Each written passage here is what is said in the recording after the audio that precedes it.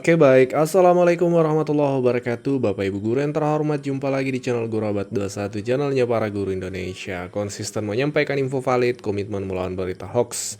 Nah, di video kali ini Bapak Ibu kita akan update nih, karena di media nasional itu juga dibahas ya, sebuah gebrakan baru ya, disampaikan langsung oleh Menteri Pendidikan di gedung DPR beberapa hari yang lalu ketika rapat bersama Komisi 10 Bapak Ibu. Nah, berita ini kemudian viral di kalangan guru sehingga kita harus perlu bahas untuk kita memahami seperti apa faktanya. Ini ya salah satu contohnya dari media nasional mengangkat dia dari Kompas, kompas.id.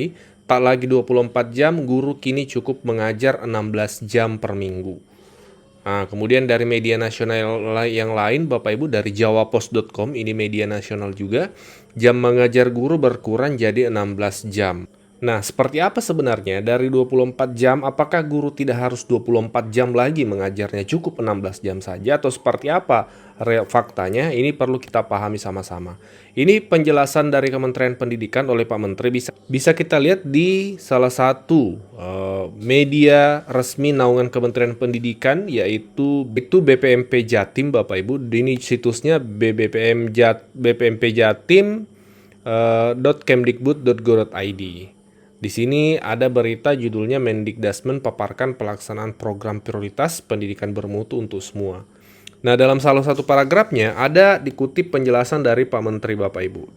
Nah, di sini ada penjelasan dari Pak Menteri yang dikutip langsung ya. Kami sudah mempersiapkan peraturan menteri di mana guru tidak harus mengajar 24 jam dalam satu minggu, tetapi cukup 16 jam saja, kan terkata Menteri Pendidikan. Sedangkan 8 jam sisanya dapat diisi dengan melaksanakan tugas bimbingan konseling, termasuk mengikuti pelatihan dan aktivitas di organisasi sosial kemasyarakatan.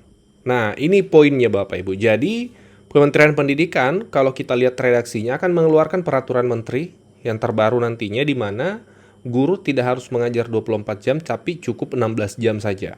Sementara 8 jam sisanya itu dipenuhi dengan tugas bimbingan konseling, membimbing siswa, mengikuti pelatihan, kemudian aktivitas di organisasi. Nah, di sini mungkin teman-teman guru akan berkomentar, mungkin yang belum paham akan bertanya, kenapa harus dipenuhi lagi sisanya 8 jam? Kenapa tidak cukup 16 jam saja itu untuk memenuhi syarat guru sertifikasi itu? Kenapa harus digenapkan lagi dengan tambahan 8 jam sisanya sehingga harus 24 jam?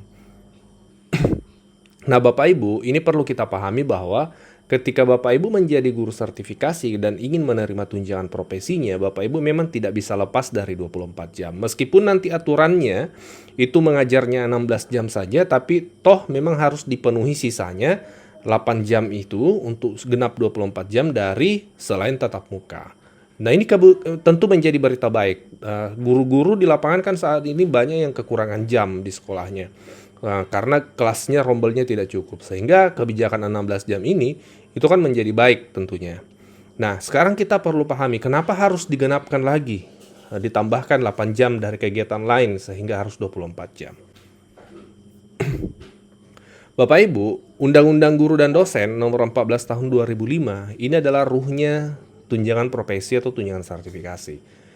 Untuk menerima tunjangan profesi memang harus 24 jam Bapak Ibu. Dan ini tidak bisa dirubah di level kementerian karena undang-undang ini bukan di level kementerian. Dia lebih di atas levelnya, level regulasinya daripada peraturan menteri. Jadi dia harus dibahas di DPR, kemudian melibatkan banyak stakeholder. Dan di pasal 35 daripada Undang-Undang Guru dan Dosen ini disebutkan di ayat 2, beban kerja guru sebagaimana dimaksud pada ayat 1 sekurang-kurangnya 24 jam tatap muka dan sebanyak-banyaknya 40 jam. Jadi memang harus minimal 24 jam.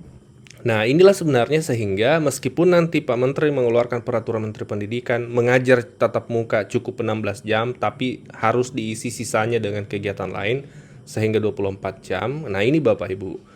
Karena memang kementerian tidak bisa serta-merta menetapkan guru cukup 16 jam saja, tidak perlu ditambahkan menjadi cukup 24 jam. Tidak bisa seperti itu.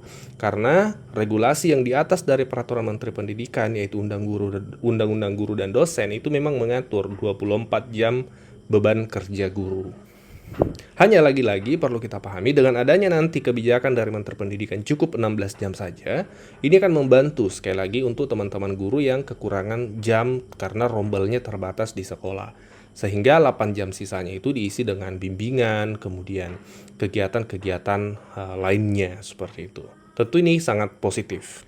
Dan beberapa waktu sebelumnya, Pak Menteri juga sudah pernah berpidato terkait hal ini, terkait rencananya, dan insya Allah akan dalam waktu dekat akan direalisasikan menjadi dalam bentuk Permendikbud. Ketika ada Permendikbudnya, maka itu bukan lagi menjadi rencana, tapi memang menjadi sebuah regulasi. Dalam sistem yang lama, guru hanya melaporkan pemenuhan jam mengajar, yaitu 24 jam, sekurang-kurangnya 24 jam dalam satu minggu.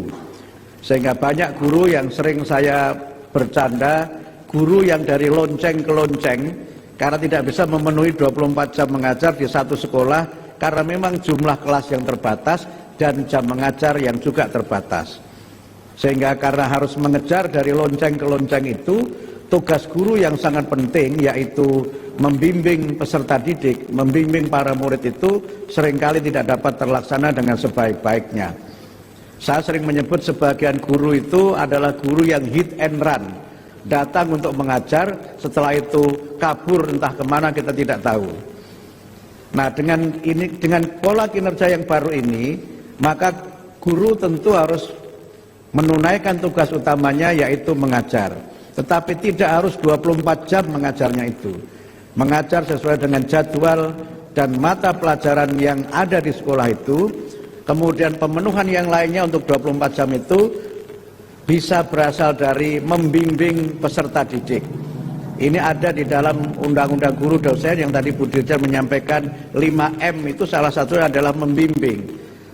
Sehingga sekarang ada kesan karena sibuk kesana kemari, tugas guru sebagai pembimbing itu belum terlaksana secara maksimal. Dalam pelaporan yang baru ini, guru sebagai pembimbing nanti bisa dihitung dengan jam tatap muka. Kemudian yang kedua, guru juga memiliki kewajiban untuk meningkatkan kualitas profesionalnya. Saya belum ketemu bahasa Indonesianya, yang populer kita kenal dengan continuing professional development. Sehingga proses-proses di mana guru meningkatkan kompetensi ini juga kita hitung dengan jam tatap muka, yang itu ada ketentuan dalam 1 tahun dia harus memenuhi berapa jam untuk dia meningkatkan kualitas diri. Sehingga pelatihan-pelatihan untuk para guru nanti akan kita selenggarakan, dan itu merupakan bagian dari 24 jam tatap muka itu. Karena sekarang banyak pelatihan yang abal-abal dan asal-asal, dan banyak seminar-seminar yang kaleng-kaleng, yang kadang-kadang tidak menjadi bagian dari peningkatan kompetensi dan kualitas guru. Sehingga dengan pelaporan yang baru ini, guru tentu kita tuntut untuk meningkatkan kualitas diri, mengikuti pelatihan-pelatihan profesional, dan itu kita hitung sebagai jam tatap muka.